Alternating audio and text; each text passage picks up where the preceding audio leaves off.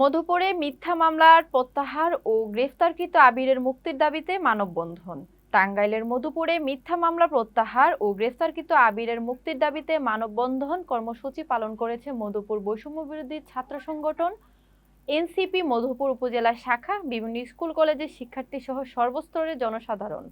টাঙ্গাইলের মধুপুর প্রতিনিধি বাবুল রানা আইটিভি বাংলাকে জানিয়েছেন, বুধবার বেলা 11টায় মধুপুর বাসস্ট্যান্ডে আনারস চত্বরে আবিরের নামে মিথ্যা মামলার প্রত্যাহার ও মুক্তির দাবিতে মানববন্ধন কর্মসূচি পালিত হয়।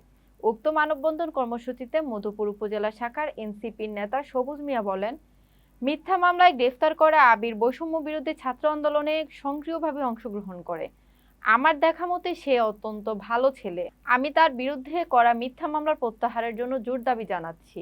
জেলা বৈষম্য বিরোধী ছাত্র আন্দোলনের যুগ্ম আহ্বায়ক মাজারুল ইসলাম জানান, বন্ধুদের মুঠোফোনে সড়ক দুর্ঘটনার খবর পেয়ে আবির ঘটনাস্থলে গিয়ে আহত অথৈ মনিকে উদ্ধার করে মধুপুর উপজেলা স্বাস্থ্য কমপ্লেক্সে নিয়ে যায়। কিন্তু নিহত অথৈ মনির মা সেই আবিরের নামেই মিথ্যা হয়রানিমূলক মামলা করেছে, যা খুবই দুঃখজনক। আমি তাকে মিথ্যা হয়রানিমূলক মামলা তুলে নেওয়ার জন্য অনুরোধ জানাচ্ছি।